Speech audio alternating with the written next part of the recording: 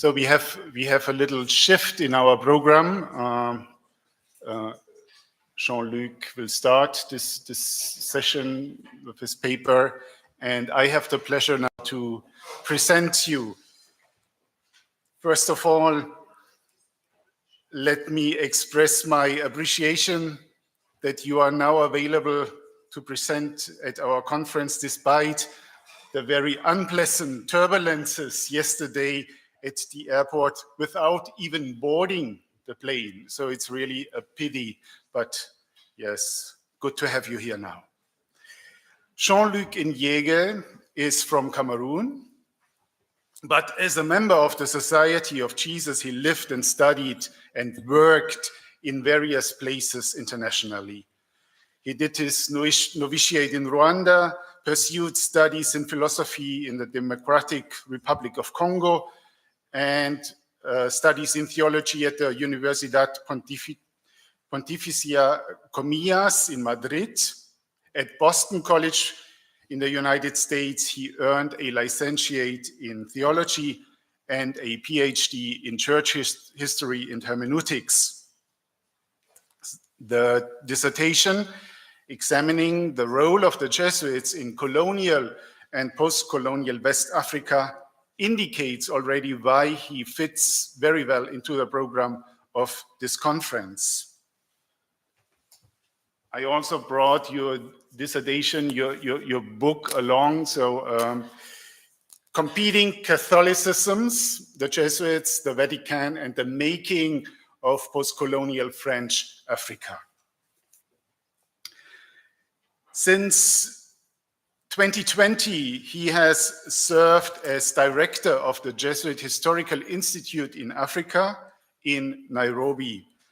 That's the central research and archival center for Jesuit history on the continent.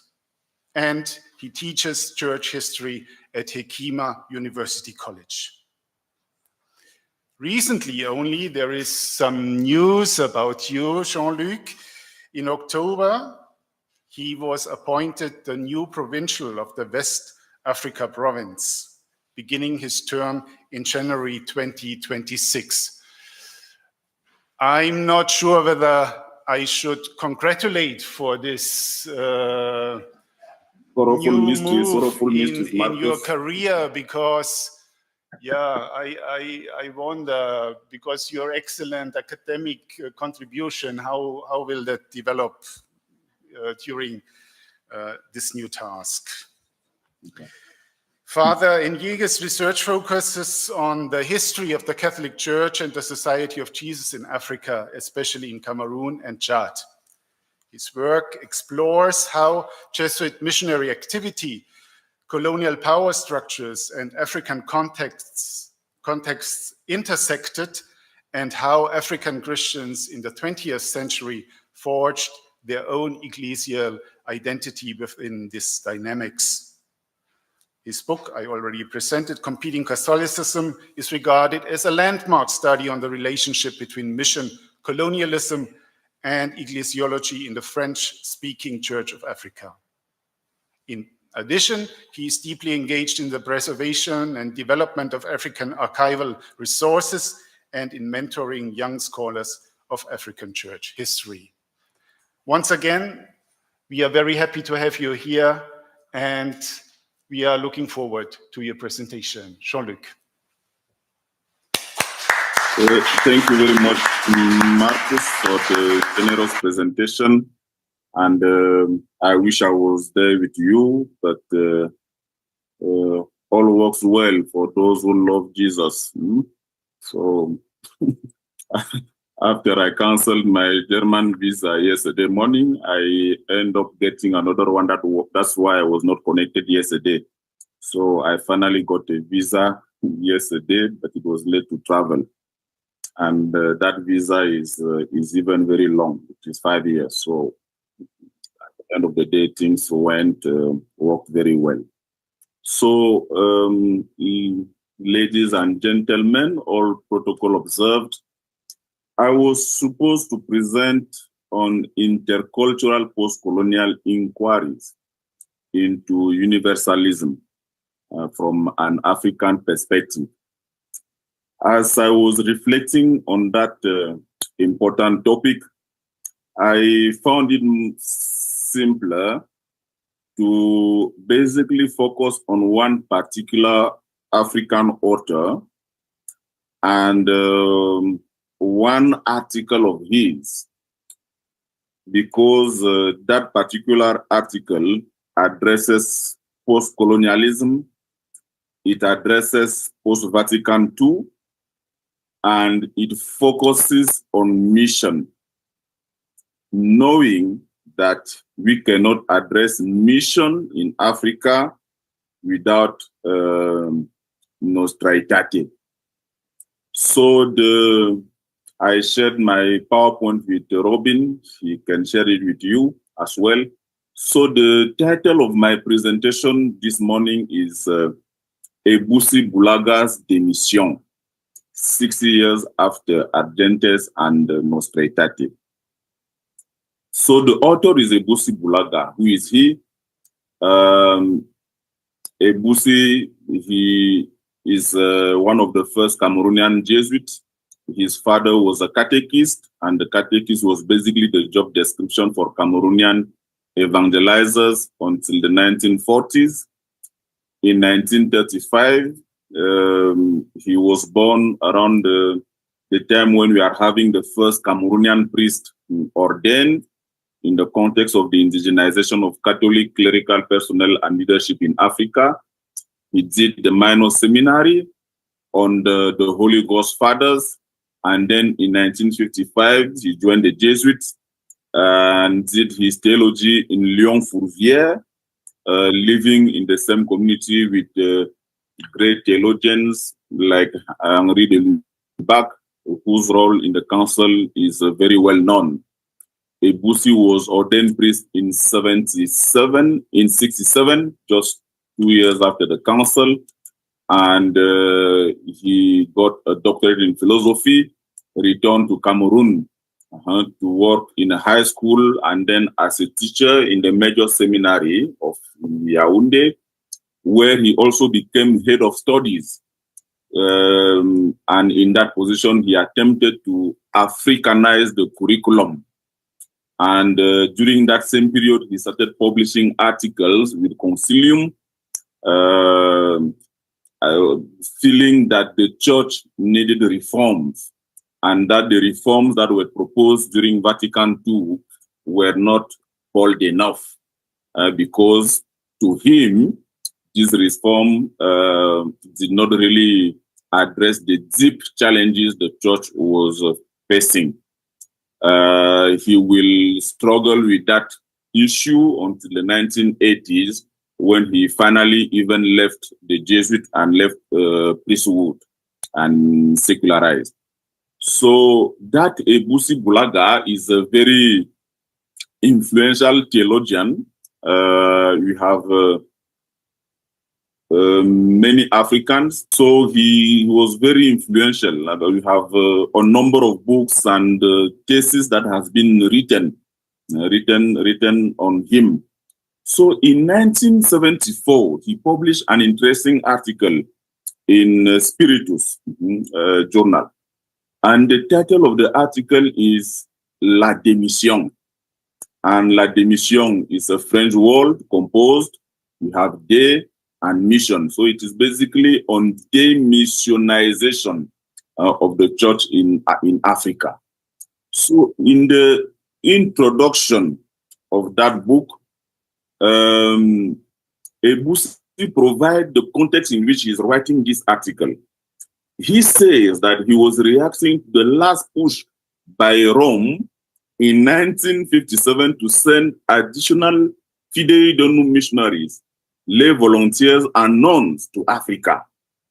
And that he was shocked to realize that these newcomers, for these newcomers, Africa was like a fertile land, ripe for what they learned from their missiology classes in Europe. Ebussi is reacting to an article that was written in 57, and he's doing so in 1974. We can ask why. Because in 57, he was simply a novice. and the Jesuit novices are not supposed to be writing strongly on what the Pope is saying. And it is also because the context, immediate context of the 1970s saw the rise of cultural revolutions across Africa in countries like Sudan, Uganda, Chad, and especially Zaire. And these cultural revolutions, political in nature, also affected the life of the church. And the third immediate context is that Pope Paul VI actually visited Uganda in 1969. And during that visit, he basically declared that Africans have to become their own missionaries. So if you take Fidei Donum, then you take the cultural revolutions of the 1970s, then you take this statement by Pope Paul VI in Uganda in 69, and then you add to it the context of the Synod on 1974, then you can understand the whole context of the article, like the mission. So in the article, Ebusi will develop two main theses. The first thesis is that the missionary action of the last few years in Africa has operated as if the Western world, which was then in a religious crisis, was running away from that crisis. And second, mission in modern times was structurally a colonization, and therefore it was a violent system that could only end with a violent process. Ebusi then, therefore, if the mission is violent, if Africans have to become their own missionaries, as Pope Paul VI had suggested in Africa Terrarum in 67 and in Kampala in 1969, then those words that Africans should become their own missionaries should first be addressed to the West. Western Christianity, in its contradiction and its current failures back home, did not deserve to be exported. Because mission was colonialism, violent in nature, such a system could not be reformed. It continued to produce local churches totally dependent on Western missionaries and volunteers and their financial support. And these were an impediment to effective Africanization. What to do? We are at slide 10 for those who are presenting. So what to do? That's the very last sentence of the article. The answer will be brief. Let Europe and America evangelize themselves first and plan the orderly departure of missionaries from Africa. That's basically the content of that article. And I am using it because the reaction to this article were really spread across Africa. I start proposing you one article by Charles Van Damme, who was a Buddhist provincial at the time. So they had a province assembly gathering all Jesuit to discuss about the matters of the province in 76. And the article was highly debated with a lot of frustration running through the room.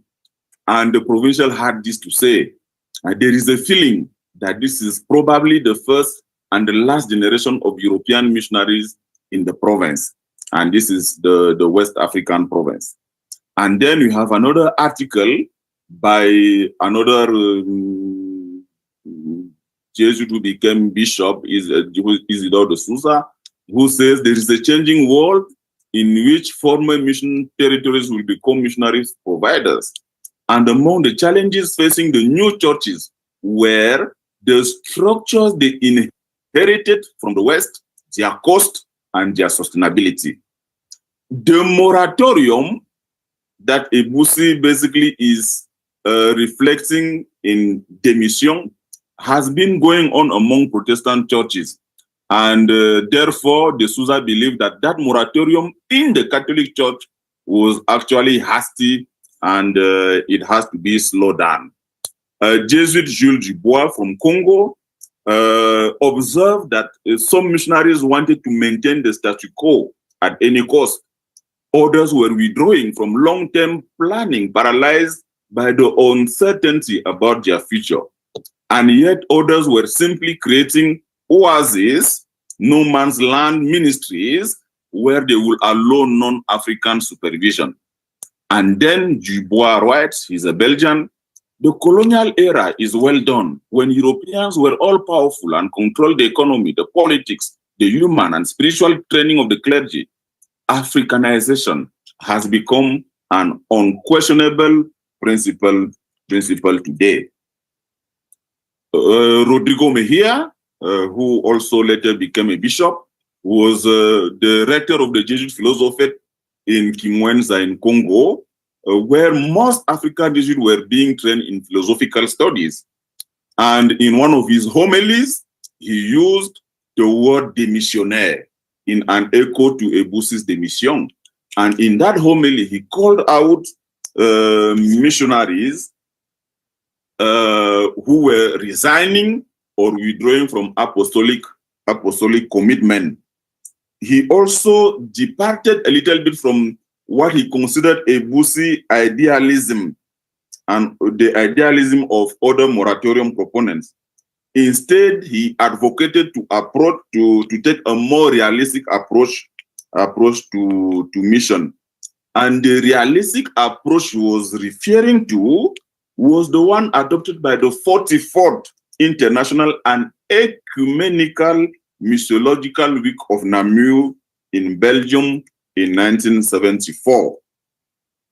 And that approach basically was advocating for the missionaries and the new African rising elite in the church to work in a more collaborative way.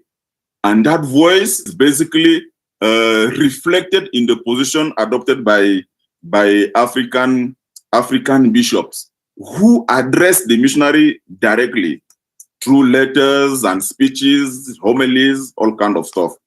So they acknowledge, the bishop acknowledged the historical role the missionaries had played in building the African church. They also remain realistic in the appreciation of the context in which they were living, echoing Pope Pius XII and the current changes in the Catholic Church. Some went further by defining the new role of Western missionaries as collaborateurs avertis, which means informed collaborators. And these informed collaborators were to, I quote, assimilate and integrate the reality of a particular church in which they were serving. Missionaries, therefore, had to Africanize in order to continue their work in Africa. Patrick Kalilombe, a bishop from Malawi, will say a certain kind of mission, the mission as we knew it, was révolu. It was a bygone era. So these are like immediate reactions among African Catholics to démission. But when you analyze that article in the broader context of African Christianity, so beyond Catholicism, what you realize is that démission is in fact a Catholic version of the Protestant moratorium. In my own research, I realized that in fact, following the speech of Pope Paul VI in 1969, there was already some malaise among missionaries. Jesuit father Eric de Rony, who is very well known, he wrote an article in Études in 1970. And in that article, the title is Mission terminée, in French, mission terminated. So in that article, he is discussing about his personal crisis. And that crisis was born as he was listening to Pope Paul VI's declaration in Kampala. And he started wondering himself whether, as a French missionary, he could even return to Africa to serve there as a missionary. He then wrote to his superior in Cameroon at the time, who was newly appointed, a Cameroonian who is also a scholar, Menrad Hebga, asking him what to do. And Hebga did not respond, which was interpreted by de Rony that de Rony was the one to find the right answer to the crisis he was going through. Finally, he will decide to come back to Cameroon, and when he comes back to Cameroon, he will basically initiate a kind of conversion. He will be initiated to a local Sawa secret society of which he will become part of the nobility of that secret society. So which means that he decided to become an African, getting African initiation, becoming a member of a traditional African religiosity so that he can become a more effective missionary. These are important things because they are happening immediately after Vatican II and in the context of the Synod of 1974. And by the way, De Rosny later became provincial, which means that even the kind of Christianity he embodied by becoming an initiate, that kind of Christianity was even assumed by the church itself, and he is still celebrated today. We have a similar article by Marcel Boivin in 1972, Missionaries Go Home, which was an illustration of that same sentiment, and it was also a global movement. And one of the African leaders of that movement, Moratorium, was a Kenyan Presbyterian known as John Gatu, who himself said that his inspiration was from Latin America, where at one point the Western missionaries were sent there in great number with the idea of re-evangelizing or advancing evangelization in that continent. But they realized that this great number of missionaries were actually killing local initiative, and therefore he used that Catholic failed experiment to actually promote moratorium among Protestant churches that ultimately led to all kind of schism within Protestant churches in Africa. So basically the moratorium was a broad movement among Protestant churches in Africa, and those churches will meet with Catholic scholars in the All African Conference of Churches in Africa, and we know that Gatu participated in that conference in Lusaka in 1974, and that Ebusi Bulaga was very aware of their discussions because some of them were published in a number of journals, Jesuit journals in Africa. So when we look at this document of the All African Churches, what are they saying? They are saying that Africanization has become a priority for the church in Africa. And that Africanization meant that the church in Africa, to become mature, was to be financially independent and to have an African leadership.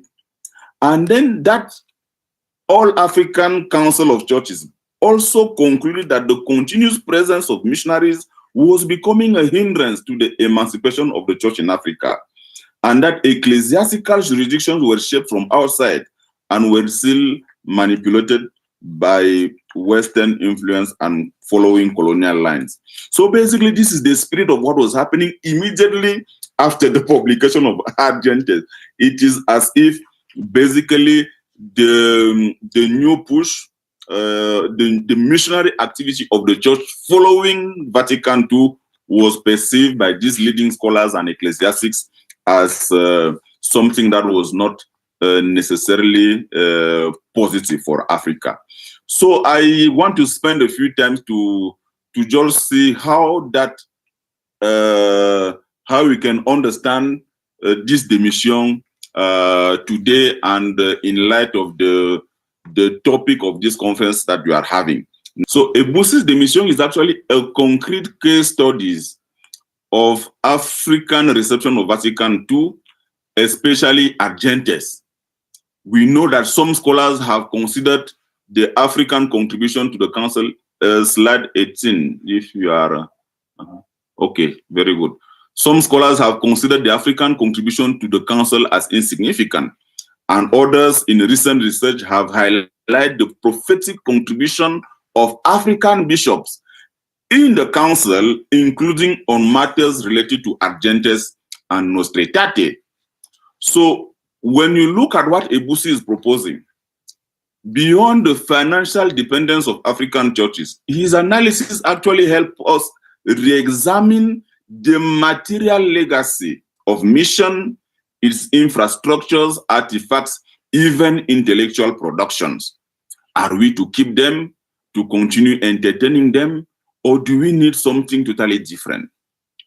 His analysis and the reaction to his analysis also reveal a political turn in African missiologies following Vatican II. This turn was in conformity with clerical Africanization promoted by the Vatican since Maximum Eliot and Rerum Ecclesiae, etc. So by focusing on the Africanization of the church in terms of promoting an African leadership in the church, African missiology, and even the reception of the Vatican Council in Africa in certain cycles became highly political. And I think by becoming highly political or too much focus on clerical Africanization led to sidelining spiritual concerns that dominated the lived religion of many Christians in Africa. It also unfortunately marginalized discussions related to interreligious dialogue, which for some African bishops was a major issue during the council, and it remains a major issue for us today. Because you cannot imagine being Christian or Catholic in Africa without being in communion with other religions, including African traditional religions, including Islam and new forms of Christianities that are emerging. So during the council, African bishops held different positions as they addressed both gentes and Nostra aetate during the council. For example, the questions they were raising were what to do with the majority still following traditional religions in Africa during the council, what to do with those followers of Islam, and what to do with an often forgotten Jewish diaspora in Africa, exactly at the time in the 1970s where there was a kind of political turn toward the Arab world, and that was often adversarial to Jesuit presence in Africa. So some of these bishops that reacted during the council was Archbishop Jean Zoua, who praised and advocated for Nostra aetate during the council, and then historian Jean-Paul Messina, who has studied him, believed that his enthusiasm was actually received cordially by the Roman Curia and even rejected by certain bishops like Monseigneur Marcel Lefebvre. And you may imagine why Marcel Lefebvre will be against Nostra aetate. And it is important to mention it here because Marcel Lefebvre was, if maybe the most powerful bishop in all of Francophone Africa by that time, as Archbishop of Dakar and personal papal legate for Francophone Africa.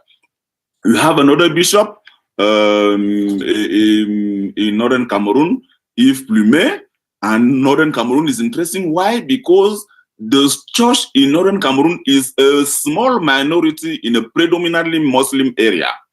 And Plumet had this to say: the declaration on Jews, Muslim, and other non-religions was imperative. Muslims number 400 million. They reject all fetishism and all superstition. They believe in one God, in Mary, and they venerate her. Therefore, Catholics should build bridges with Muslims and Jews in the African context. Basically, Plumet believed that a lack of dialogue would lead to conflict between religions and prevent the Catholic faith from flourishing, especially where it was a minority. And I think that this reality of the mission, where Christians were the minority religion, especially in the African context, was not fully appreciated by both gentes and Nostra aetate. So with such pluralism, Africa is naturally pluralistic as far as religion is concerned. Practical definitions of mission emerge during the council. At times, some bishops will promote implantatio in non-Christianized area where traditional religion still dominated. In other contexts, they will promote dialogue and collaboration, especially in Islam majority area. More importantly, they will really understand mission as ecumenism, especially in already Christianized area. And inculturation, the tendency is to connect inculturation as a bridge between Africans in their attempt to adapt or accommodate traditional religion. But in fact, inculturation is an intra-Catholic dialogue. It has to address how is it that a Catholic baptized Christian can still go to the Nganga and Marabu during the weekend when he or she is facing struggle in their lives. So ultimately, this analysis shows that the Christian mission, as outlined in Gentes, can only be carried in Africa through genuine dialogue. That is in line with the spirit of Nostra aetate. In light of Gentes and Nostra aetate, the mission of the church in post-colonial Africa remains an implantatio as far as it keeps establishing itself in places not formally Christianized, especially Islam and African traditional religions. But the mode of this implantation, that's where the change is. It is not about syncretism, it's not about conquest, it's about dialogue, presence, and collaboration. Assuming the Africanity of the church while upholding its universality with respect to other cultures, ideologies, and religious belief. So the mission of the church, therefore, in Africa, post-Vatican II, and as we are celebrating the 60th anniversary of Gentes and Nostra aetate, is basically, as Africa Munus described it in 2011, inculturation, ecumenism, and reconciliation. In the liminary space between Christianity and African traditional religions, we need inculturation. On the other hand, division within the Christian communion is described by African bishops even before the council as the most pressing challenge facing the church in its missionary activities in Africa. In fact, already in the 19th century, we have that conflict in the court of Buganda, in which the king is basically having Catholics and Protestants in his court, debating about who among them represent the true Christianity. And that situation will create double-mindedness, and it is actually more damaging to the mission in Africa than anything else that you can imagine. Therefore, mission is to be ecumenical, prioritary, but also to be focused on reconciliation within the Catholic communion itself. The third point I want to make is that we need what is called evangelisation en profondeur, in-depth evangelization. I think that in-depth evangelization was obscured due to the post-colonial debate and the political turn African missiologists took immediately after the Vatican Council because of too much focus on clerical and ecclesiastical Africanization. And I think that didn't help a lot because of that, Africans were not able to understand what it means to use what evangelicals and Pentecostals use here, it means to embrace Jesus Christ as their Redeemer and Savior, with all its consequences. And I think that's the challenge we are still facing today. So that inculturation process has to be dialogical. It has to be attentive to African cultures, value their richness, while simultaneously opening to the tradition and belief of others. And when I say others, beginning with the tradition of the church itself. And it has to create genuine encounter where faith and culture mutually enrich each other. Finally, we need to rediscover the true meaning of the mission in the African context today, beyond Ebusi and beyond those who oppose Ebusi. And I think we are still having that mentality today, especially among our young students. I am teaching a class in which I'm trying to convince my African students that mission was not colonialism, just to tell you where we are right now.